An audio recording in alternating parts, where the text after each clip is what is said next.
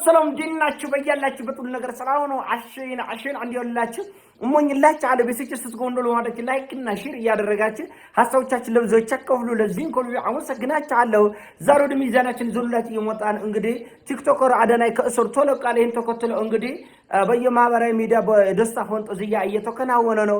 በጣም የሚገርመኝ ነገር ነው። ኢትዮጵያ ውስጥ እንደምታውቁት እንግዲህ ለዘመናት በነበረ ጭቆናና ፍትህ ማጣት በዲሞክራሲ ማጣት ብዙ ህዝብ ብዙ ተንገላቷል፣ ተርቧል፣ ተጠምቷል፣ ተሰዷል። አገሩን ለቆ በየበረሃው በየባህሩ ሞቷል።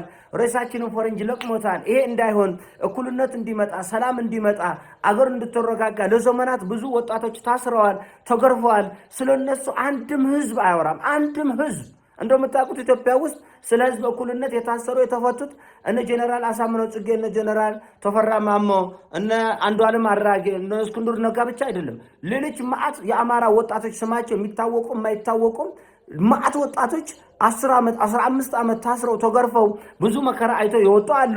በኦሮሚያም ስለ ነጻነት ስለ እኩልነት ማአት የተገረፉ ልጆቻቸውን ትዳራቸውን ሚስታቸውን ትተው የሞቱ ማአት ወጣቶች አሉ።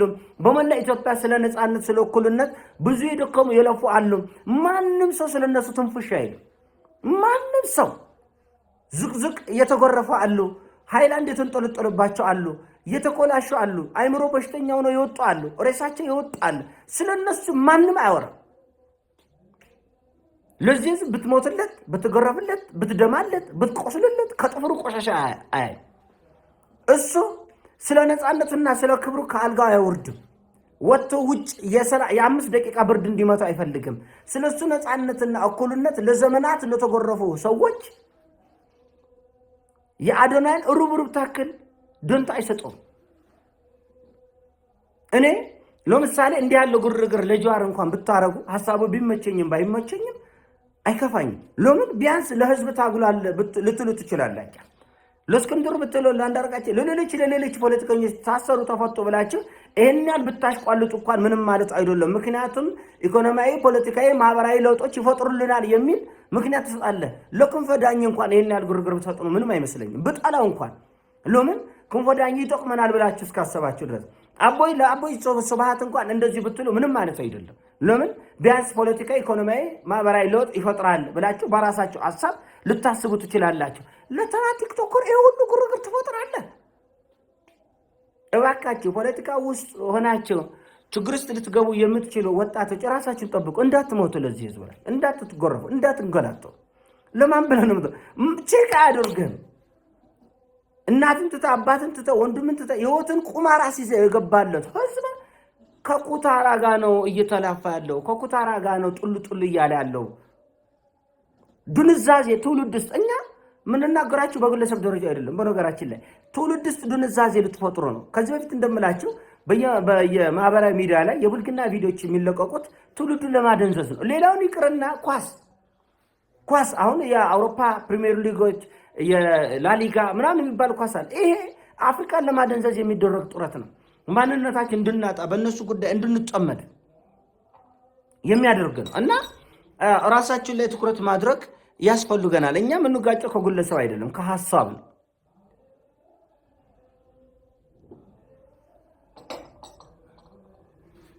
ጉንፋን ይዞኛል ይቆርታ እና ድንዛዜ አትፍጠሩ። ትኩረት አድርጉ ህይወታችን ላይ።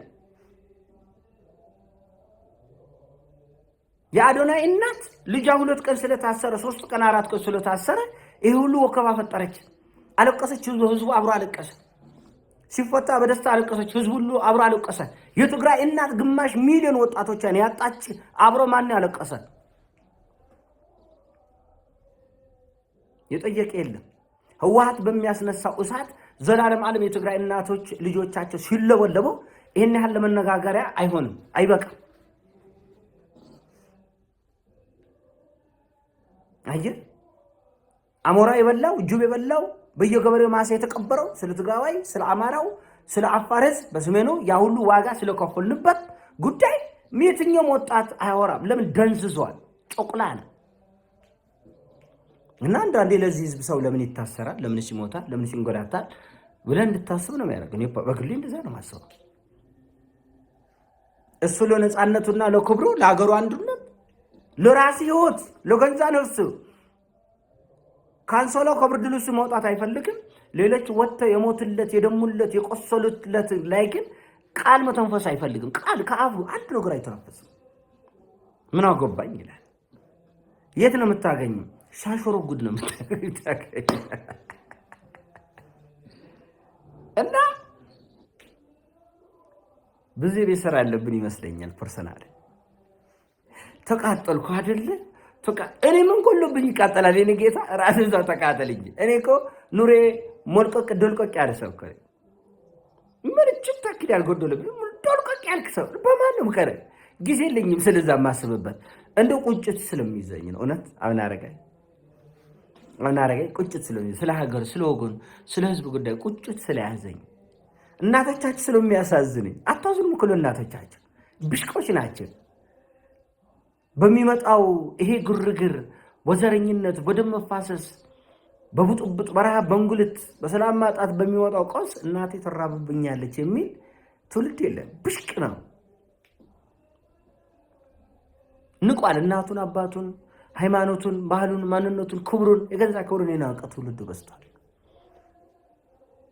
አይቆጫችሁ እና እንዳልኳቸው ከጃኒ ጋር ጥል ሲል ይሄ ሁሉ ህዝብ ሚሊዮኖች ሲሆኑ ዝም ብሎ ያሳፍራል። ስታስበው ምንድነው ትላለህ?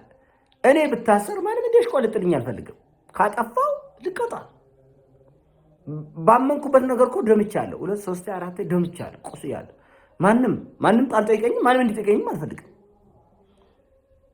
የማንንም ሽርጉድም አልፈልግም። ያመንኩበት ነገር ልሞቱለት ነው የምደክመው። ላመንኩለት ነገር ልሞቱለት ነው የምደክመው። ስለዚህ ማንም ብጣሽ እንጀራ ይዘው እንዲጠይቀኝ አልፈልግም። ለእናንተ ስለሚሞቱ ሰዎች ብታወሩ ጥሩ ነው ይመስለኛል። ጆግና እንዳታጡ። ሁሉም በእናቱ ጉያ ውስጥ የሚደበቅ እንዳይሆን። ስለ ነፃነት፣ ስለ አንድነት፣ ስለ ክብር፣ ስለ ኢኮኖሚ፣ ስለ ማህበራዊ፣ ስለ ፖለቲካዊ ጉዳይ አውራ። አትደንዝዝ። ጫት በሚሊዮን የሚቆጠር ወጣት አደንዝዞ እንደዚህ ዱቄት ሆኗል። በ20 ዓመቱ በ22 ዓመቱ ዱቄት አረቂ በሚሊዮን የሚቆጠር ወጣት መጠጥ አደንዝዞ ደቆ አጥንቱን በኪሶ ሊይዝ ትንሽ ነው የቀረው ወጣት። ከዛ የቀረ ደግሞ ቲክቶክ ይዞታል። ምንም ከተቆመጠበት ሲነሳ አጥንቱ ቆቆቆቆቆ።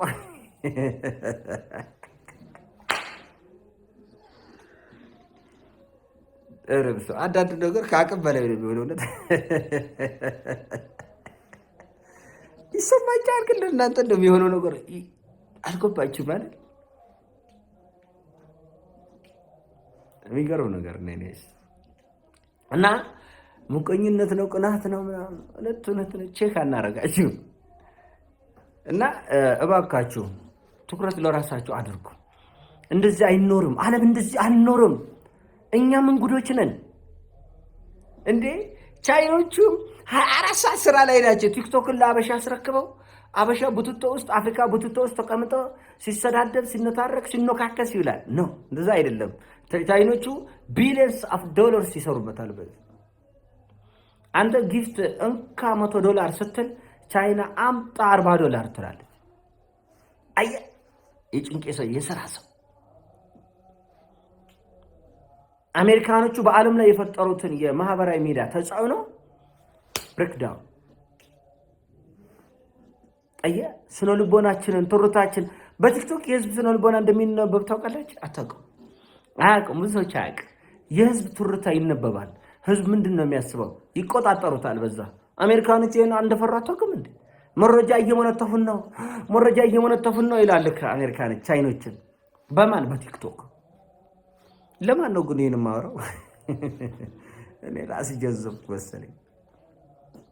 ማን ይሰማል? የለም እኮ ሌላ ዓለም ውስጥ እኮ ነው ያለ ህዝብ እኮ ሌላ ጉዳይ እኮ ነው ያለ ሌላ ጉዳይ። ይሄ ጋንጃ ወስዶ ዝም ብሎ የሚንሳፈፉ ልጆችን አይታችኋል? አንዳንዶች ስለዚህ የሚልባቸው ልጆች አለ። ይስቃሉ፣ ዝም ብሎ ብቻችን ይስቃሉ፣ ጉለፉጣሉ ምናምን። የሉም ወገኖቼ፣ የለም ሰዓተናል። እና እባካችሁን ለእናታችሁ ሽሮ ይዞ ስለመግባት አውሩ። እኛም እናወራ።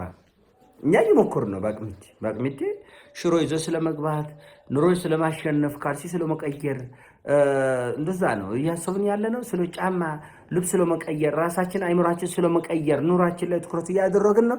ኑራችን ላይ ትኩረት አድርገው የኔ አሳብ ነው። ሳይመቻችሁ ሲቀራን ሰብስክራይብ ታደርጋላችሁ።